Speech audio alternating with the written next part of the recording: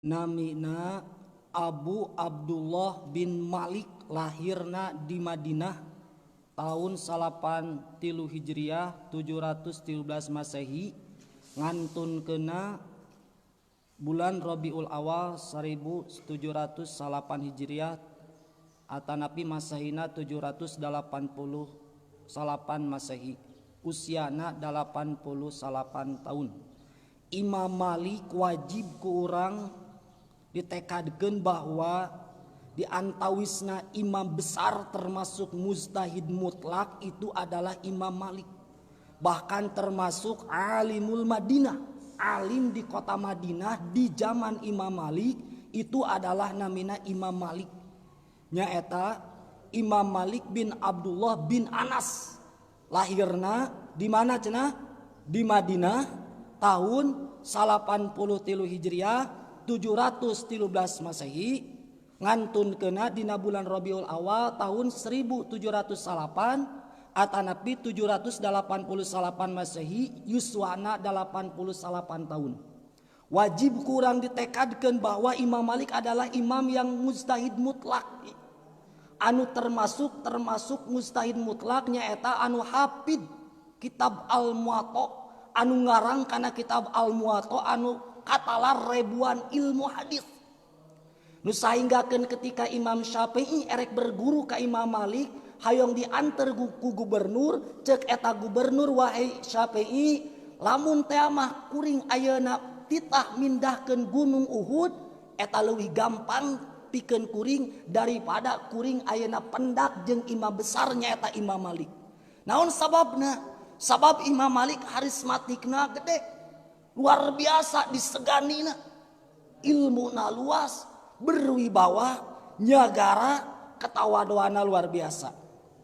Nu sahinggakeun Imam Malik kaistimewaan jeung kaluar biasa anana eta Imam Malik dugikakeun Imam Malik teu aya deui di zaman Imam Malik anu pasehat dina masalah bab ilmu hadis iwal ti Imam Malik. Nomor kaduana imam besar teh nyaeta termasuk mujtahid mutlak adalah Imam Abu Hanifah. Imam Abu Hanifah teh nyaeta namina Nu'man bin Sabit. Anu mana Nu'man bin Sabit lahirna dina tahun 688 ngantun kena dina tahun 150 Hijriah atanapi 767 Masehi. Lahirna Imam Abu Hanifah mah nyaeta Nu'man bin Sabit di Kufah. Luar biasa jeung hebatna Imam Abu Hanifah. Nu sahinggakeun akal kejeniusan otakna etang seueur pisan ngagunakeun logika ketika menghadapi orang-orang ateis. Ketika orang ateis aya hiji jalmi di zaman Imam Abu Hanifah nantang ka pirang-pirang ulama. Gitunya. Kaleresan Imam Abu Hanifah nuju yuswa belasan tahun. Eta ku Imam Abu Hanifah dilawanan. Sabab ceuk eta orang ateis, ayeuna manusia diciptakeun tina taneuh disiksana ku seuneu. Ari setan diciptakeun tina seuneu disiksana ke ku seuneu. Berarti ceuk orang ateis mah setan disiksa dina neraka Allah moal panaseun sabab diciptakeun ge tina naon? Seuneu. Sedangkan ari jalmi ku Allah diciptakeun tina taneuh disiksana ke ku Allah nu doraka atawa kafir ku seuneu. Ku Imam Abu Hanifah atanapi Nu'man eta jalma anu nyarayos kitu nyaeta orang ateis pada harita dicabok pada harita keneh. Langsung eta orang ateis ngambek, kunaon anjeun make nyambok ka kuring? Ari kuring diciptakeun tina naon saur Imam Abu Hanifah? Nya tina taneuh. Ari anjeun tina naon? Tina taneuh. Ayeuna taneuh diadukeun jeung taneuh nyeri. Nya kitu deui setan oge diasupkeun ka narakana Allah, diadukeun jeung seuneu deui pasti bakal naon? Nyeri. Nu sahinggakeun antara Imam Malik sareng Imam Abu Hanifah dua-duana ulama besar anu saling hormati jeung saling hargai.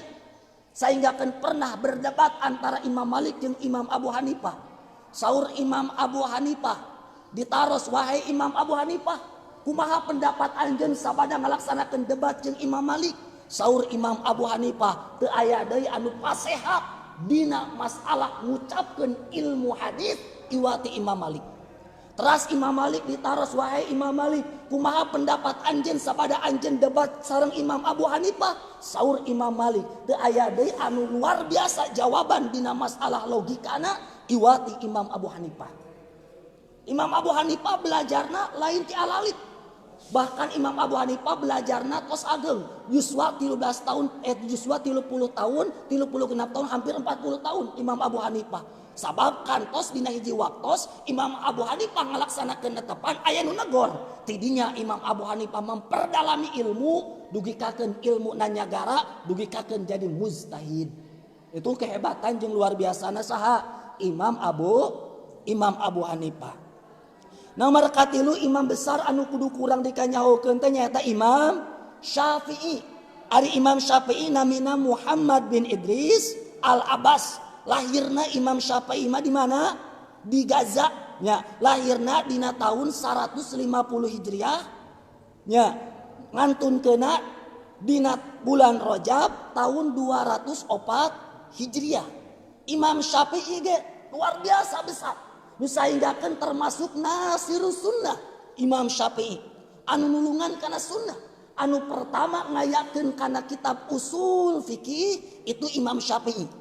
Nu sainggakeun saur Imam Ahmad, lamun teh mah Imam Syafi'i teu ngayakeun kana kitab usul fikih atawa teu ngaran kana kitab usul fikih, mangka kuring moal bisa ngabedakeun mana hadis mu'an'an, mana hadis mu'atha, mana hadis mursal, mana hadis ayeuna dhaif, mana hadis sahih, mana fikih anu lunggul, mana rojeh, mana arjah, mana asoh, mana dhaif. Mangka Imam Syafi'i ngarang kana kitab usulul fikhi.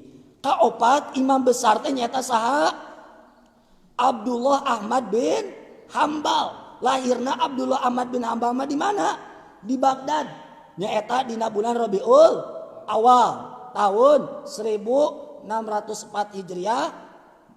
Ngantunkeuna dina tanggal 12 Rabiul Awal tahun 240 Hijriah. Imam Ahmad bin Hambal muridna Imam Syafi'i. Imam Syafi'i guruna Imam Malik. Imam Ahmad bin Hambal muridna Imam Syafi'i. Anu mana Imam Ahmad bin Hambal diseganina sangat luar biasa. Dina hiji waktos aya hiji adina raja di waktos raja Imam Ahmad bin Hambal gering kasurupan. Dugikakeun eta raja teh wawartos ka Imam Ahmad bin Hambal, ngutus ka hiji utusana, wahai Imam Ahmad bin Hambal, itu dulurna raja keur kasurupan pangubarankeun. Saur Imam bin Ahmad bin Hambal, moal kuring moal datang ke pemerintahan. Ngan bisi hayang cager mah tah candak sendal kuring. Dicandak sendal Imam Ahmad bin Hambal. Gitu nya. Eta jurig sieunneun ku sendalna Imam Ahmad bin Hambal. Cacak ku naonna? Ku sendalna. Ya, ku sendalna geus sieunneun. Saha teh? Jurig teh. Gitu nya. Dugikakeun bakat kusieunun ayeuna jurig dugikakeun kaluar tina kasurupana. Eta jalema teh langsung cager, cacak kunaonna? Ku sendalna. Ngan ketika Imam Ahmad bin Hambal eta sendal atanapi tarumpahna paranti KWC paranti kacai dicandak deui pas anu kasurupan. Jurigna karaka ngobrol kieu, kuring mah lain sieun ku sendalna, tapi sieun ku jalmi anu gaduh sendalna. Sabab Imam Ahmad bin Hambal dina kadua kalina mah tos ngantunkeun. Nya, batur mah sieun nya ulama besar mah ku sendalna. Ari urang mah ku kiai ku ulama geus didehemat, geus dicarekan. Ah, biasa wae tuturut-turut ya. Kadang sendalna teh digasab urang mah nya. Itu kelemahan urangnya. Hek hasil ilmu manfaat kumaha tengah hormat karena barang-barang kiai na ge. Tapi Imam Ahmad bin Hambal diseganina dugikakeun jurig setan sieunneun ku sendalna. Itu kewibawaan luar biasa, keilmuan jeung hasil tina asar ibadahna sangat luar biasa. Mangka perlu kurang diketahui nu sainggakeun Imam Ahmad bin Hambal ngagungkeun Imam Syafi'i, saling hormati, saling hargaan. Dugikakeun dina hiji waktos Imam Syafi'i diundang ka bumina Imam Ahmad bin Hambal. Sabab Imam Ahmad bin Hambal ngagungkeun ka Imam Syafi'i, dugikakeun putrina Imam Ahmad bin Hambal ngaraoskeun ayeuna cemburu. Lamun cara urang mah bapak, kunaon bapak ngaistimewakeun ngagungkeun Imam Syafi'i? Naon istimewa jeung naon luar biasa na Imam Syafi'i dugikakeun ku bapa diagungkeun dimuliakeun saur putrina ita Imam Ahmad bin Hambal. Saur Imam Ahmad bin Hambal, tinggal ku anjeun sikap paripola Imam Syafi'i menghormati Imam Ahmad bin Hambal, ngundang Imam Syafi'i pas ayeuna diondang Imam Syafi'i disuguhan, pas disuguhan subhanallah katuangan anu disuguhkeun ku Imam Ahmad bin Hambal sadayana ku Imam Syafi'i diseepkeun. Pas dina waktu wengi Imam Syafi'i teu ngalaksanakeun tahajud. Pas dina waktu subuh Imam Syafi'i langsung netepan henteu ngalaksanakeun wudu heula. Dugikakeun putrina Imam Ahmad bin Hambal ngaraoskeun aneh. Bapak, mana istimewa jeung luar biasana Imam Syafi'i? Saur bapak hebat, saur bapak agung, saur bapak mulia, akhlak paripolahna sae, geuning pas diparatoskeun ku abdi mah bapak. Imam Syafi'i teh ningal tuangna seueur, pas wengi teu tahajud, bahkan pas pada netepan subuh teu wudu heula. Saur Imam Ahmad bin Hambal, wahai putriku yang tercinta, tong wakasuudon, urang taroskeun we langsung ayeuna mah ka jalmina, naon alasana? Ditaroskeun ka Imam Syafi'i. Saur Imam Ahmad bin Hambal, wahai guruku, ternyata anakku ini mempunyai penasaran bagaimana tingkah Anda tentang masalah makan dihabiskan. Saur Imam Syafi'i, pangna kuring ngeepkeun ieu katuangan anu disuguhkeun ku anjeun sabab kuring ngayakinkeun di ieu kampung teu aya di katuanganna anu halal, iwati katuangan anjeun sabab yakin kuring anjeun teh jalmi anu saleh, jalmi anu juhud, jalmi anu waro, pasti nyuguhan ka kuring lagi anu halal sareng anu sae. Mangka katuangan anu ku anjeun disuguhkeun ku kuring dituang sadayana supados seueur barokahna sabab ilaha deui kuring mendakan katuangan. Nu padahal kan dina sehari-harina Imam Syafi'i mah jarang tuang. Dugikakeun kabeuratana Imam Syafi'i mah saminggu sakali. Bahkan nyarioskeun saminggu sakali teh ngaraoskeun anjeunna seueur teuing barang tuang. Nya, ari urang mah kan kabeuratan teh atawa miceun teh sapoe teh sakali nya, minimalna maksimalna kadang 2 kali nya. Sabab urang mah seueur makan seueur minum kitu nya. Imam Syafi'i mah saminggu sakali kabeuratana nyarios seueur teuing. Tapi dina waktu sarita mah diseepkeun sabab yakin ieu halal.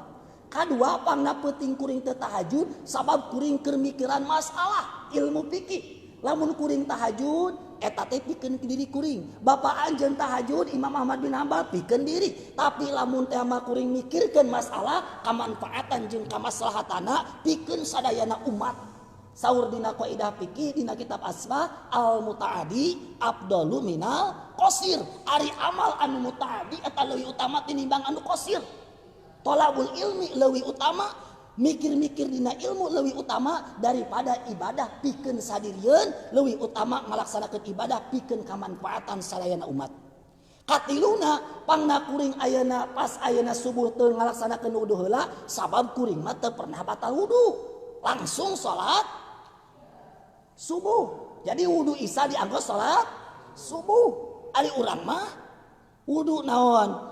Wudu duha dipakai salat subuh. Sabab urang mah kaberangan salat naonna subuhna dugikakeun waktu duha teh ngalaksanakeun salat duha teh aya sepionan sabab aya kunutan ngalaksanakeun salat subuh. Matak untung cek dina kitab Bajurinya dina bab kunut lamun teh mah urang salat subuh kaberangan meunang cenah teu ngangkatkeun pandangan jiga salat duha. Nipu batur berarti nya Allahu Akbar pas kunut teu ngangkatkeun pandangan kieu we Allahumma hdina fi man hadait wa afina fi man afait. Jiga salat duha padahal salat subuh teu nanaon cek dina kitab Bajuri teu ngangkatkeun pandangan oge. Lamun teh mah bisi era katingali ku batur urang kapanggih kaberangan salat subuh anu dinamian kusubrang teu batal wudu.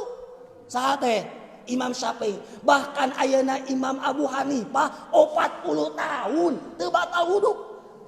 Lain hartosna tara batal, sok batal. Dan ketika batal langsung naon deui? Wudu deui. Saha teh? Imam Abu Hanifah. Dugikakeun pas Imam Abu Hanifah ngantunkeun diibakan, saur ayeuna nu ngaibakan, anjeun geus ngahesekeun ka kuring saur nu ngaibakan. Dalam arti naon? Dalam arti hese diturutanana pada melan Abu Hanifah sabab dawa wudu dugikakeun 40 tahun. Kartos tuh luar biasa para imam. Ya, begitu juga Imam Imam Malik. Anjeuna teu eureun-eureun wengi-wengi ngalaksanakeun ibadah tuluy-tuluyan dugi ka teu pernah ayeuna nyarandekeun konggongna kana ayeuna kasur atanapi kana lantai bobona ge satunduhna tuluy ngalaksanakeun ibadah tuluy maca Quran ta eta kehebatan sareng keluar biasana para imam nyaeta di antawisna mustahid anu mutlak anu wajib kurang diikuti salah sahijina bade ikut ka mana wae nah erek ka Imam Abu Hanifah atanapi ka Imam Malik atanapi ka Imam Syafi'i atawa ka Imam Ahmad bin Hambal mangga eta mah urang wajib ayeuna bermadhab hartos teu ulah teu bermadhab jajagoanan teu bermadhab urang takabur kacida lamun teh mah jalmi teu bermadhab ngan dina bermadhab kade urang ulah talfik tegesna talfik teh dicandakan anu enakna kumaha dicandakan anu enakna ari wudu misalna ayeuna wudu Imam Syafi'i ari pangbatalan Imam Malik teu meunang nya atawa pangbatalan Imam Abu Hanifah kan cek menurut Imam Syafi'i mah lamun teh mah urang gaduh wudu tuluy paantal kulit jeung istri teh eta hukumna batal naonna wuduna. Ari cek Imam Malik mah lamun teh mah urang paantel jeung istri ayeuna gaduh wudu maka lamun teh mah nganggo syahwat batal lamun teu nganggo syahwat henteu batal. Ari cek Imam Abu Hanifah mah lamun urang paantel wudu jeung istri anu ajnabiyah erek nganggo syahwat erek henteu maka henteu naon teu batal. Hartos teu jadi ulah talpik urang madhab Imam Syafi'i pas nyabak ayeuna urang leungeun pamajikan gitu atawa kulit pamajikan mane batal wudu pan nyabak leungeun pamajikan teu kuring mah teu batal naon sababna sabab teh sahwatan ka pamajikan sorangan mah mun ka pamajikan batur aya eta ulah eta berarti naon talpik teu meunang tegasna kudu sakodiah aya diterangkeun dina kitab Fathul Mu'in nya dina memeh akhir eta diterangkeun tentang masalah urang kudu bermadhab ka salah sawios imam anu opat. Kumaha perjalanan ayeuna imam anu opat dugi kakeun luar biasa bahkan nepi ka janten mustahid sabab imam anu opat eta ngalaksanakeun perintah Allah ngalaksanakeun sakumaha naon anu dilaksanakeun ku para alim ulama tegesna para sahabat atanapi para rasul. Mana buktosna contoh dina belajarna wa kun mustafidan kullal yaumin ziyadatan minal ilmi wasbah bi buhuril fawaid. Setiap kegiatan setiap aktivitasna teu leupas tina ilmu dan ilmu. Tuluy we ilmu keur kumaha wae keur kayaan kumaha wae teu leupas tina masalah ilmu. Kaeta kurang kudu dituturkeun. Anu naon anu dilaksanakeun ku para alim ulama, ku para imam. Bahkan dina hiji waktos Imam Syafi'i di piwarang masantren sabada belajar di Ibnu Uyainah, Imam Syafi'i di piwarang masantren ka Imam Malik. Kitu nya bahwa cenah Imam Syafi'i saur Ibnu Uyainah ilmu kuring geus seep. Aya nya gambaran murid nyeepkeun ilmu guru nya. Ilmu kuring geus seep saur Ibnu Uyainah jik ayeuna mah anjeun belajar ka guru besar nyaeta anu aya di Madinah namina Imam Malik. Imam Syafi'i belajar ka Imam Malik ngan kaleresan Imam Syafi'i belajar ka Imam Malik ari jadwal pengajianna misalna poe Rebo ari Imam Syafi'i tos dong ka poe Salasa oge. Kitu nya. Ari saur Imam Malik pas dalam ka poe Salasa ulah waka asuh. Talar heula kitab naon? Muwatta. Gitunya saur Imam Malik tuh teang di luar aya Imam Syafi'i gitunya ka khodimna teh gitu ek belajar naon anjeun ka dieu kuring aek belajar ilmu hadis geus katalar can kitab Muwatta saur Imam Syafi'i kitab Muwatta geus aya di dalam kepala lain luar kepala nya luar kepala mah kitab ge di luar kepala tapi geus di dalam naon kepala saur saha teh Imam Syafi'i luar biasa. Gitunya, lamun aya murid hayang ngaji, hayang ngos tapi geus katalar kitab Jauhar Tauhidna moal ngawuruk nya. Naon diurukna geus katalar mah nya geus we. Nya. Subhanallah kaistimewaanna kitu. Imam Malik dugi kakeun aya di jama, ya Imam, abdi sok cambuk 8 kali atau sabaraha kali. Yang penting abdi nyuhunkeun hadis di anjeun. Dugi kakeun kitu batur hayang ilmu gitu. Kajenting digebugan, yang penting abdi dipasihan hadis. Mahalna ilmu di zaman baheula. Ya. Mahal ilmu zaman baheula. Ayeuna mah kari ka toko kitab meuli ilmu lobanya. Baheula mah aya ilmu naon teh? Ilmu hadis. Bahkan Imam Syafi'i mah jig anjeun masantren saur mamahna teh ngan ulah balik-balik deui ke balik panggih di akhirat itu. Urang karek masantren kadenya geus sabulan uwi atawa kelogoknya geus 2 minggu alah. Ke panggih di akhirat saur mamahna Imam Syafi'i. Dalam arti kumaha? Dalam arti ulah waka balik lamun can hasil ilmu. Artos tuh. Karek masantren 1 tahun 2 tahun geus hayang kawin, karek masantren 1 tahun 2 tahun geus alasan ayeuna tos ageng isin ku tatangga, isin ku rencangan mah tos gaduh murang kali, rencangan mah tos 2 istrina atau pamegetna. Hartos teh. Ulah, tapi orang kudu semangat. Nah, bahkan imam-imam besar anu opat eta ngayakeun ayeuna jadi mustahid lain ngan saukur hafal hadis. Laingan saukur hafal Quran, tapi apal jeung tafsirna, apal jeung naona, jeung ijma kiasna, apal jeung asbabun nuzul sareng asbabul wurudna. Eta para imam anu opat wajib urang nuturkeun salah sahijina manda anu rek dicanda kurang. Ngan kadaliban anu seueur pengikutna teh lamun di Nusantara Imam Syafi'i, lamun teh di Arab Saudi biasa nama Imam Ahmad bin Hambal, lamun di Turki, di Afrika Imam Abu Hanifah, biasa nama kitu seueurna teh nya. Tah mangka ku ana sakitu urang wajib mengikuti imam anu opat salah sawios imam anu opat bade anu mana wae. Kada Abul Qasim nya kitu deui nya eta Imam Abul Qasim. Saha ari Imam Abul Qasim? Nya eta Imam Abul Qasim itu adalah pencetus dina bidang ilmu tasawuf. Pertama ngayakeun ilmu tasawuf itu adalah Muhammad Al-Junaidi. Sayyidu Sufyah termasuk saha? Sayyidu Sufyah saha teh? Abul Qasim Al-Junaidi. Anu mana Abdul Qasim Al-Junaidi belajar pertama belajarna anjeunna sanes ti saha? Tapi ti guruna nyaeta ti ibuna nyaeta Sari As-Saqafi. Sari As-Saqafi itu adalah orang tua atanapi ibuna Syekh Al-Junaidi. Belajar pertama nanti ti ibuna. Palinter sepertoskeun di mana? Di Hadratul Maut, di Yaman. Nya. Orang tua atawa indung-indung teh ketika nyusuan teh bari ngaran kitab. Soleh yang luar biasa canggih. Jadi pertama madrasah pertama bagi anak itu adalah seorang ibu. Jadi kudu bangga bagi para ibu yang bisa mendidik anaknya.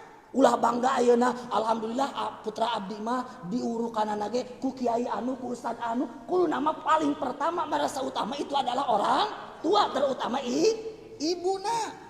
Sepertoskeun Syekh Al-Junaidi diurukana yang paling pertama orang tuanya sendiri yaitu ibunya yaitu Sari As-Saqafi. Luar biasa duikakeun jadi ahli tasawuf dina bab tasawuf. Bahkan dina hiji waktu Said As-Saqafi Imam Junaidi nuju di Paimara nuju wiridan la ilaha illallah diganggu digoda ku hiji istri anu geulis kawanti-wanti endah ka bina-bina ungkungkungan gitunya halisna jaler pae piping adaun sere buuk lempai buzur biola lamun ngageboy jiga mau anu kurang sehat eta istri ngagoda ka Imam Junaidi geus dibuka naonna bajuna dibuka kutangna dibuka androkna tapi Imam Junaidi teu kagoda bahkan anjeunna ngadoa ka Allah ya Allah saur anjeunna salametkeun abdi tina godaan setan anu matak menjermuskeun abdi kana kahinaan uluy Imam Junaidi ngarenghab salalir ditiup eta istri pada harita istri anu ngagoda nyaeta wanita malam atanapi kupu-kupu malam merenya atanapi jablay langsung maot pada harita karek hembusan tina zikir Imam Junaidi langsung maut pada harita. Nya, urang oge osok meureun pingsan mah nya anu tara nyikat misalna. Hah, nya bau naga, nya saciduh metu, nya saciduh bau urang mah nya. Urang mah lain saciduh metu tapi saciduh bau.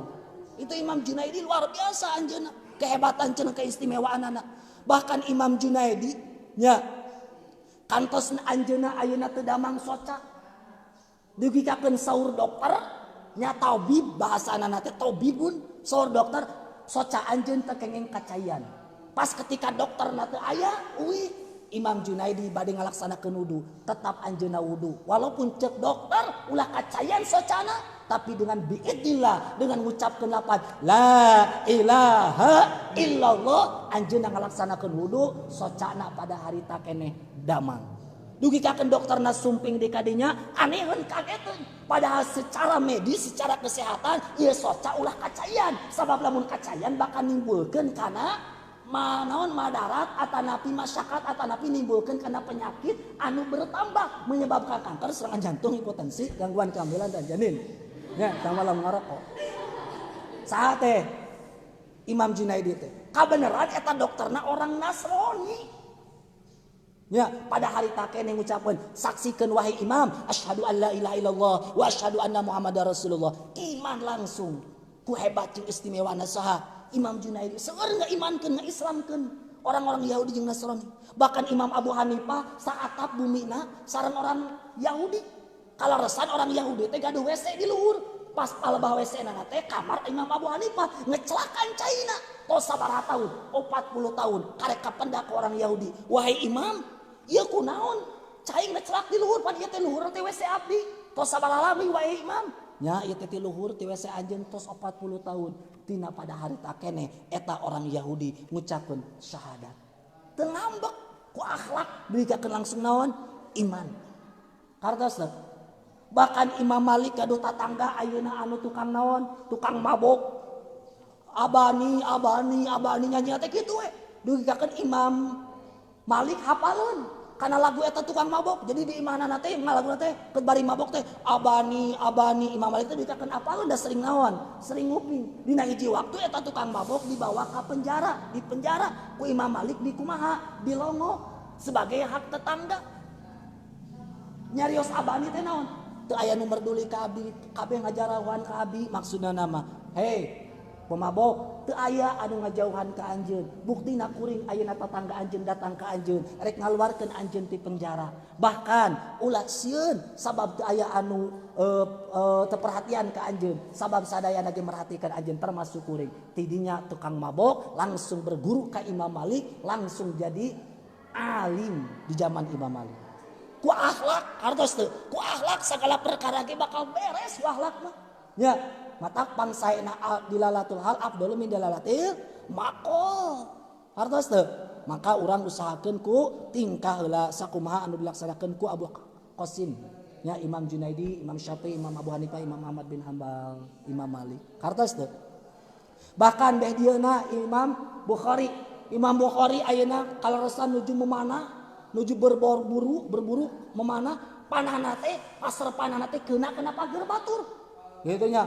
Lalu langsung cerik Imam Bukhari, kumaha hapunten abdi ieu kana pager anjeun kumaha ieu nyuwunkeun hampura ulah sampekakeun di akhirat abdi ayeuna di kumaha disiksa supaya didakwa atawa dibeda pertanggungjawaban kumaha ceuk anu gaduh bumi niat anu gaduh pagerna. Wahai imam, wios ku abdi dihalalkeun, ku abdi diridokeun, bahkan bumi abdi mangga kanggo anjeun. Dugiakeun kitu bungaheun ka saha teh Imam Bukhari sujud syukur langsung tahajud.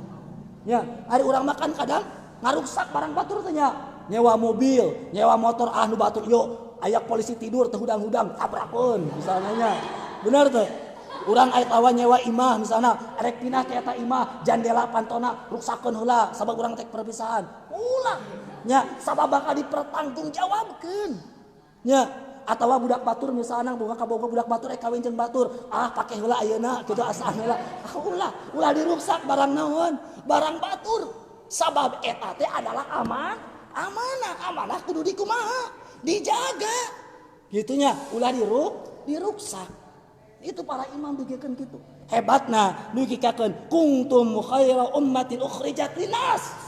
Para imam-imam besar termasuk ukhrijat linas, bersyukur orang termasuk umat ahli zaman, tapi ulama ummati ka anbiya ibani Israil sapertoskeun para nabi di zaman Bani Israil. Jadi derajatna para imam anu opat termasuk imam anu opat itu derajatnya sapertoskeun derajat nabi di zaman Bani Israil. Teu jauh beda sapertoskeun derajat Nabi Musa, Nabi Isa, Nabi Yusuf, Nabi Daud, Nabi Sulaiman. Buktina mana? Buktina contoh sapertoskeun Imam Ghazali. Imam Ghazali ayeuna termasuk ayeuna khairu ummah. Naon sababna? Sabab Imam Syadili ngimpen dina impenana kieu. Nabi Musa naroskeun kieu. Wahai baginda Nabi naroskeun ka Kangjeng Nabi, ya Rasulullah ya ain abdul makhluqat. Saur anjeun bahwa cenah ulama di zaman anjeun eta teh derajat pangkatna sapertoskeun para nabi di zaman Bani Israil. Mana buktina? Rasulullah sallallahu alaihi wasallam dina impenan Imam Syadili manggil Imam Ghazali. Wahai Nabi Musa, bisi hayang apal bahwa ulama di zaman kuring sapertoskeun para nabi derajatna, manggil Imam Ghazali. Oh iya Imam Ghazali, saur saha teh Nabi Musa, cih kuring erek naros. Mas Muki. Mas Muka, saha nami anjeun? Ismi Muhammad bin Muhammad bin Muhammad bin Muhammad. Jawabannya saha? Imam Ghazali gitu pas ditaros mas muka saha nami anjeun? Ismi Muhammad bin Muhammad bin Muhammad bin Muhammad Al-Ghazali. Nami kuring teh Muhammad putra Muhammad putra Muhammad putra Muhammad Al-Ghazali. Saur Nabi Musa, mana kelebihanna, mana keistimewaanna? Saur anjeun Rasul bahwa ayeuna ulama di zaman anjeun sapertoskeun pangkat Nabi. Geuning pas karek ditaros nami oge jawabanna panjang. Biasana anu pinter anu cerdas mah teu panjang lebar, seutik catur loba bukur. Ditaros nama karaka panjang lebar. Saur saha teh? Nabi Musa, mana kelebihanna? Dijawab ku Imam Ghazali dengan fasoha lisan, wahai Nabi Musa, nah anjeun teu apal ketika anjeun ditaros ku saha? Ku Allah gitunya. Naon ama tilka biyaminika? Qala ya asai. Ku Allah anjeun ditaros, naon anu aya dina leungeun katuha anjeun? Dijawab ku Nabi Musa, hiya asai. Ieu teh iteuk teh paranti ayeuna meulahkeun ayeuna pang pajarot pikeun ayeuna nganggon, hiya asai make lapad hiya. Padahal mah cukup we anu aya di pandangan anjeun teh cukup we jawabanna naon?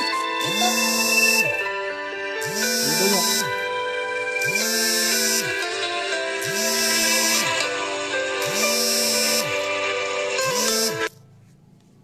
Terngosnya. Eta teh naon? Itek. Itunya. Nah make lapad hiya kan hiya teh menandakan bahwa itek teh paranti kieu, paranti ngebug, paranti naon, paranti mapa. Sabab cek Nabi Musa kuring mah betah keur nyarios jeung Allah. Tah kuring oge jawabanna panjang ketika ditaros wajan, kuring ge betah keur nyarios jeung anjeun. Saur Nabi Musa, "Oh benernya pinter ngabalikeunana." Yakin cek Nabi Musa, anjeun termasuk ayeuna ulama sapertos derajatna para nabi di zaman Bani Israil. Itu luar biasa. Kehebatan jeung kejeniusannya para ulim ulama di zaman baginda Nabi. Di zaman akhir umat akhir zaman orang kudu bangga nya hudatul umat. Kuntum khairul umat ukhrijat linnas. Pas'alu ahla dzikri in kuntum la ta'lamun. Nu saenggakeun pawajibun taklidu khairun minum. Wajib urang taklid, nu saenggakeun lamun urang teu apal permasalahan taroskeun ka ahli dzikri. Ahli dzikri eta saha?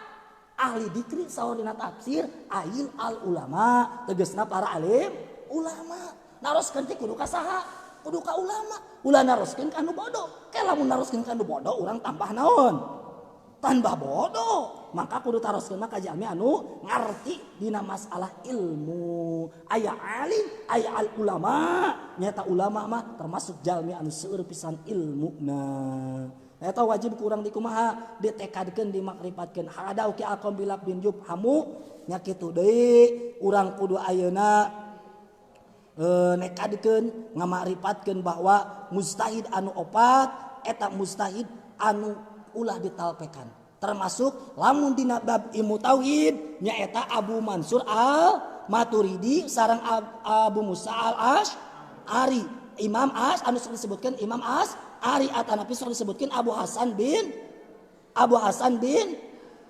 Asy'ari nya Abu Hasan anu disebutkeun termasuk mah nyata Imam Asy'ari. Anu mana Imam Asy'ari lahirna di mana?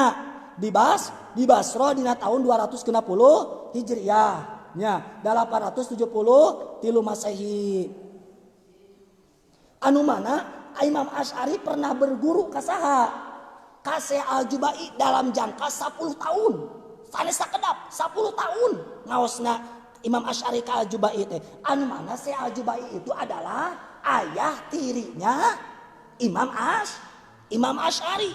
nya ayah dirinya Imam Asy'ari anu mana sejubai termasuk gegeden di antawisna gegeden Mu'tazilah. Ketika Imam Asy'ari berguru ka sejubai dalam jangka 10 tahun mengetahui ayeuna kesalahan atau kataledoran dina masalah bidang ayeuna bab tauhid, maka tidinya Imam Asy'ari meninggalkan Syekh Al-Jabai. Naon sababna? Sabab Syekh Al-Jabai teu bisa ngajawab kana pertanyaan Imam Asy'ari anu mana Imam Asy'ari naroskeun ka Syekh Al-Jabai dina masalah pertanyaan.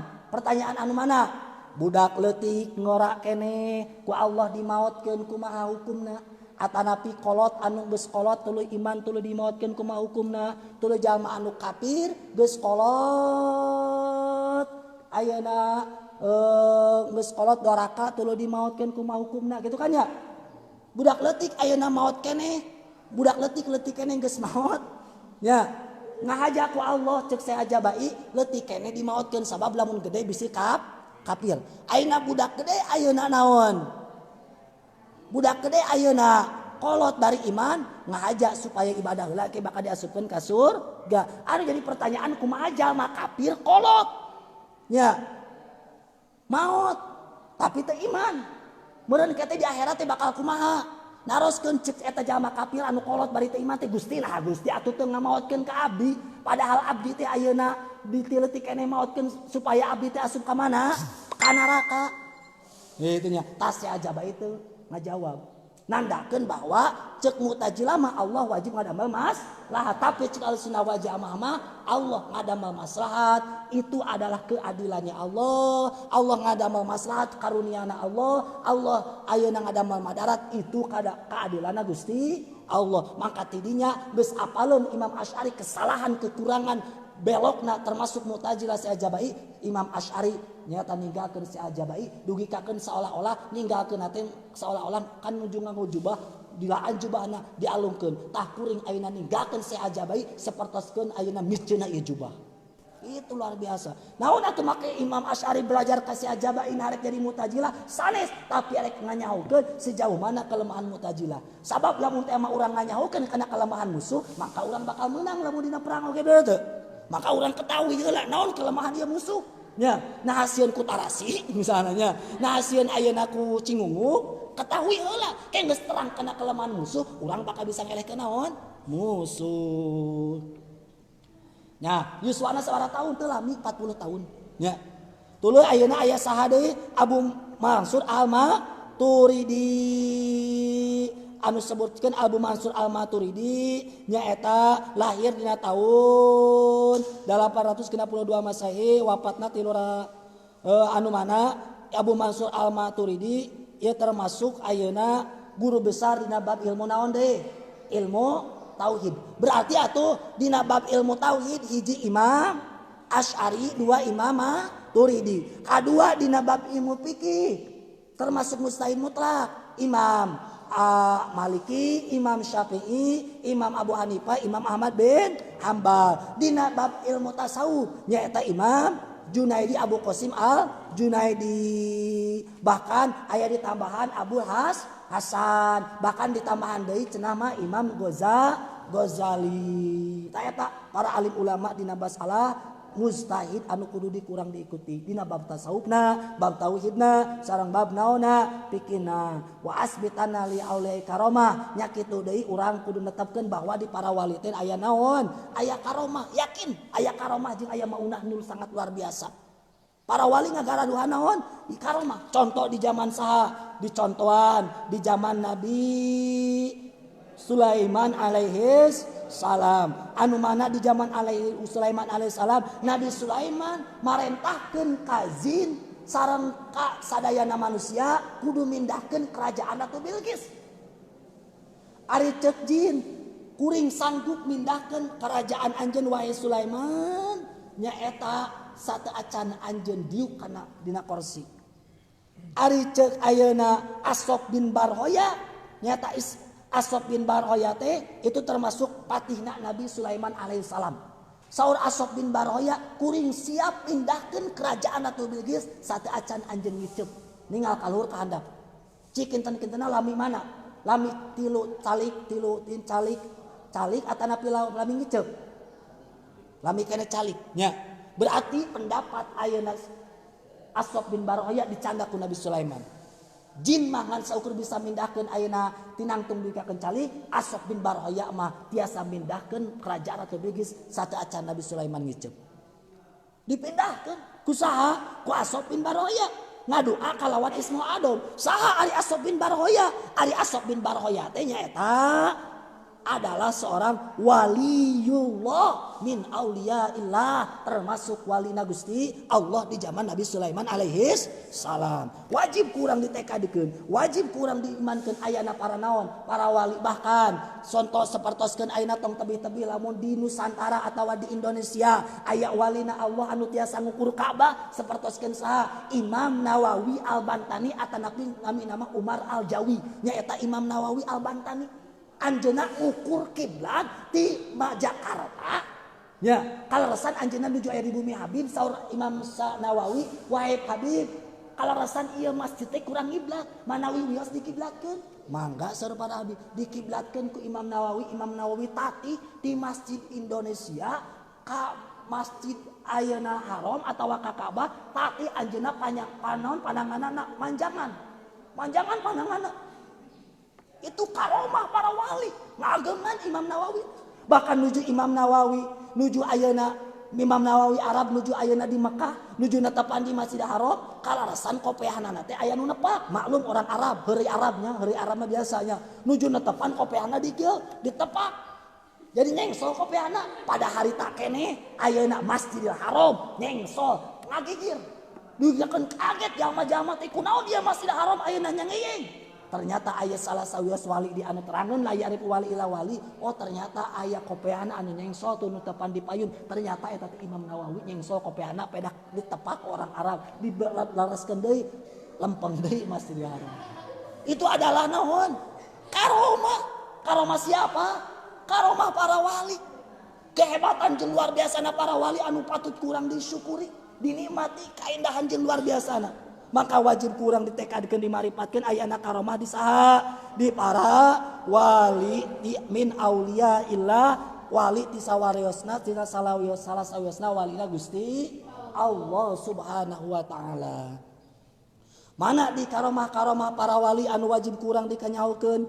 Contoh sapertoskeun karomahna ayeuna para wali di zaman ayeuna contoh sapertoskeun anu di Cianjur misalna kekabagian netepan Jumat di masjid sabab pinu ngampar we sajadah di mana di balong eta bisa ngambang gitu. Bahkan anu pernah naik ke Monas kan aneh bisa tiasa mamang dina tahun dina cai itu luar biasa. Tuluy waajengan aya nu teu damang dilaan we acuknanya diusapkeun ka nu teu damangna langsung sehat. Kumaha lamun kesan urang langsung pingsan jeung teu nu geuring. Aya mobil teu maju wae diderek ku ajengan didorong langsung naon maju. Itu kehebatan guru-guru urang sadayana anu ku urang kudu diturutan. Masalah ilmuna, masalah ibadahna supaya urang menangkeun karomah. Ngan lain hartosna urang kudu neangan karomah, tapi awalna mah teangan heula naon? Istiqomah, kun talibal istiqomah wala takun talibal karomah. Eta kehebatannya luar biasa. Ya, semangat ya nyeritakan para wali mah supaya orang jadi wali. Minimal atuh jadi wali-wali daya nya. Encan-encan oge nya doakeun kelaran cing jadi wali-wali daya nya. Naon ari ngaran karomah? Amrun khariqun lil adat yadaru ala yadi abdin. Dohiri shalah nyaeta perkara anu ngabedah kana adat anu dohir kamaslahatana di eta hiji jalma. Contoh fiil fa'ilna puguh. Ari kitu mah jalma tara salat, tara puasa, tara zakat, pagawean dolim, hasud ngahina namimah, eta ulah disebutkeun naon? Karomah lamun ngagawarikeun kalebihan. Contoh pesulap, bisa kitu bisa kieu. Tapi lamun teh mah jalma tawadu, ikhlas, khusyuk, tafwid ibadahna rajin, tahajudna rajin, puasana rajin, akhlakna sae, tuluy ngaluarkeun kalomah ngaji Quran, ngape maca selawat ribuan, dikirna tiap hari, silaturahimina sae.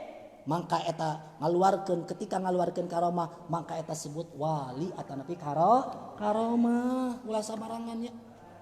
Para wali luar biasa anu wajib kurang dikanyaokeun dijadikan pelajaran jadi itibar. Jadi setiap kisah-kisah anu aya di para wali, setiap cerita-cerita anu aya di para alim ulama eta teh jadikeun kurang pelajaran. Sabab jalma lamun hoyong sukses kudu apa sejarah. Kesuksesan jalma kudu aya sejarah. Kunaon Rasul sukses daripada Nabi anu sejen? Sabab Rasul maca heula sejarah. Tuh tingali kaum Nabi Nuh, tuh tingali kaum Nabi Musa, tuh tingali kaum Nabi Isa, tuh tingali kaum Nabi Daud, tuh tingali kaum Nabi Yusuf, tuh tingali kaum Nabi Zakaria, tuh tingali kaum Nabi Yahya, tuh tingali kaum Nabi Yakub. Rasul membaca sejarah. Maka Rasul sukses dugi ka rahmatan lil alamin. Maka kesuksesan itu akan kita raih jikalau kita memahami tentang sejarah dan mengikuti apa yang baiknya dan menjauhi apa yang buruknya. Maka insya Allah bakal menang kasuksesan. Maka kuana sakitu cing jadi jalma nu sukses. Ya. Tong leutik hate cing jadi jalma nu sukses tong kagok jadi jelema, kagok jadi santri. Tuluy urang naon neangan ilmu sampai hanon sampai mati memisahkan kita sampai ke maut urang neangan naon neangan ilmu tingali para alim ulama belajarna luar biasa sangat istimewa gitunya keagungan jeung kehebatanana aranjeuna dugi kakeun sukses dugi kakeun dipika cinta ku Allah Subhanahu wa taala atuh minimal urang teu bisa ngarang kitab teu bisa jadi mustahid atuh minimal urang jadi jalmi anu turut kana aturan-aturan anu diaturkeun ku para alim ulama hasil tina istinbat Al-Qur'an jeung hadis. Naon? Nyata kitab. Ta ieu teh kitab teh nyata tina Al-Qur'an jeung hadis. Maka mudah-mudahan urang sadayana ku Allah dijadikeun jalmi-jalmi anu kengeng kamuliaan ti Gusti Allah Subhanahu wa taala. Mana para walina Allah? Contoh behdiana anu aya di Indonesia mah termasuk Wali Songo nya, Wali Songo. Wali Songo teh Songo teh sabaraha salapan. Ka Wali Songo anu eta kurang kudu dihafalkeun sejarahna. Kumaha perjuanganana, naon keistimewaanana supaya urang jadi pelajaran. Atau tong jauh-jauh lah guru-guru orang sadayana anu tos ngarantunkeun kumaha masalah belajarna kumaha dina masalah mencari ilmuna itu kudu jadikeun ku urang bahan pelajaran bahwa urang oge tiasa luruskeun perjuangan aranjeuna kartos teu waman napain badan kalama maka saha jalma anu ngeuweuhkeun kana karomah maka eta jalma sami sareng teu percaya kana ayana walina Gusti Allah. Kumaha carana jadi walina Allah? La yazalu abdi yataqarrabu ilayya bin nawafili hatta uhibahu. Fa idza ahbabtu kuntu sam'ahu ladhi yasma'u bihi wa basara bihi wa idza lati yabtisu biha wa rijlahu lati yamshi biha wa la in sa'ani la utiyanahu wa la in sa'adani la uidan nahu. Ari hambana Allah walina Allah nyaeta anu teu eureun-eureun tina naon? Taqarrub ka Allah binawafil ku pasunatan teu kasebut jalmi anu geto jalmi anu rajin ngalaksanakeun fardu anu kasebut geto mah jalmi anu ngalaksanakeun sunat sabab ari fardu mah geus kawajiban eta mah noto ka saban-saban babatok anu leuwihna mah nyaeta ngalaksanakeun pasunatan nya otak urang kudu sering seueur taqarrub ka Allah ku jalan urang ngalaksanakeun naon pasunatan supados urang termasuk aulia min aulia illahi ta'ala kakasih tina sapalina kakasih Gusti Allah ta'ala ku jalan taqarrub nya ngalaksanakeun pasunatan paida abam tu di mana-mana Allah geus mika cinta ka urang kuntu sam'ahu ladi pangdangu Allah kitunya nguping Allah ningal Allah kepat jeung lekahna kepat Allah maksudna naon bakal diriksa ku Allah tina maksiat seluruh anggota badana di mana-mana jalmi ngalaksanakeun ngajauhan tina maksiat ngalaksanakeun taqarrub Allah duikakeun sakautu ila waqin suahibdi parsadani ila tarkil ma'asi fa innal hibdu fadlun min ilahi wa fadlullahi la yu'tali asi saur Imam Syafi'i kuring unjukan ka Imam Waqi kunaon hafalan kuring rada kirang saur Imam Waqi tarkul ma'asi tinggalkeun maksiat naon sababna fa innal hibdu fadlun min ilahi wa fadlullahi la yu'tali asi kecerdasan kepintaran moal dibikeun ka jalma anu maksiat maka jauhan kuncina mah ku urang naon maksiat kemaksiatan ku barokana ayeuna urang ngajauhan maksiat bakal dicumponan sagala kahayang anu diharapkeun ku urang. Contoh di zaman Imam Ahmad teh geuning nya aya hiji jalma anu ngusir ka Imam Ahmad nuju Imam Ahmad ayeuna aya di masjid. Ruh keluar anjeun. Ruh maksudna keluar jeung roh-rohna tong aya di dieu. Nyingkir diusir Imam Ahmad di mana? Di masjid. Duwi kakeun lebat ka hiji warung, di hiji warung aya tukang roti ngajak, "Wahai Imam, wahai Syekh ka dieu." Syekh didinya sekolot data terangkan bahwa eta teh Imam Ahmad Aya syekh kolot, syekh teh bisa mah anak kolot, bisa jalma anu beunghar, bisa jalmi anu berilmu eta mana syekh aya tilu. Digoroan.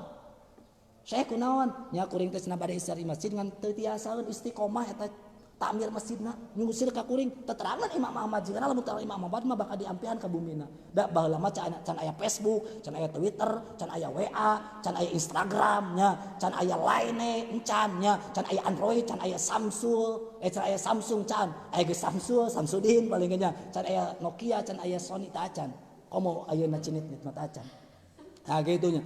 Dipanggil ngan diperhatioskeun eta tukang roti ku Imam Ahmad setiap bade mepeskeun endog ngucapkeun astagfirullahaladzim, bade ayeuna ngasupkeun tarigu astagfirullahaladzim, bade micen naon wae astagfirullahaladzim, nya bade ngasupkeun naon astagfirullahaladzim, istighfar terus. Saur Imam Ahmad teh, wahai Syekh, naon kehebatanna, naon kelebihanna anjeun setiap gerakan mecahkeun endog, setiap gerakan ngasupkeun tarigu, ngasupkeun tipung kana wadah ngadonan ayeuna roti, anjeun teu lepas tina maca istighfar. Padahal Imam Ahmad ge terangeun fadilah istighfar, ngan peda Imam Ahmad hoyong terangeun we. Naon ayeuna rahasiana? Saur eta tukang roti, wahai Syekh, teu aya deui ku barokahna kuring maca istighfar, naon kahoyong kuring ku Allah dicumponan. Maka setiap gerakan kuring, lisan kuring, gerakan kuring anu sae ku kuring diucapkeun istighfar. Ngan aya hiji anu ku Allah can dicumponan teh nyaeta kuring hoyong penak jeung Imam Ahmad. Saur Imam Ahmad kumaha? Allahu Akbar, Allahu Akbar, Allahu Akbar. Ternyata istighfarna anjeun anu ngadorong kuring diwikakeun hayang ka dieu, bahkan kuring diusir ku ahli masjid, ku takmir masjid. Ternyata anjeun supaya dipendakeun ku Allah jeung kuring di ieu tempat. Allah ngaijabah kana doa anjeun kuring ieu Imam Ahmad. Barokahna naon? Istighfar. Maka jauhan kurang naon? Maksiat. Nya, ulah wani-wani maksiat. Gitu nya, ulah wani-wani maksiat. Bahkan sok Ibrahim bin Adham sok lamun teh daek maksiat ngadeungan catatan kaiji ulah cicing di bumi Allah, kadua ulah nganuang rezeki ti Allah. Cih kira-kira urang mendakan moal tempat bumi salian ti milik Allah. Urang pernah teu nuang rezeki salian ti Allah. Moal. Berarti atuh lamun kitu berarti urang ulah naon? Maksiat. Nya, ulah maksiat nya. Maka karena sakitu jauhan kurang naon maksiat supaya mendapatkan ilmu yang manfaat dunia wal akhirat. Barang wa malikul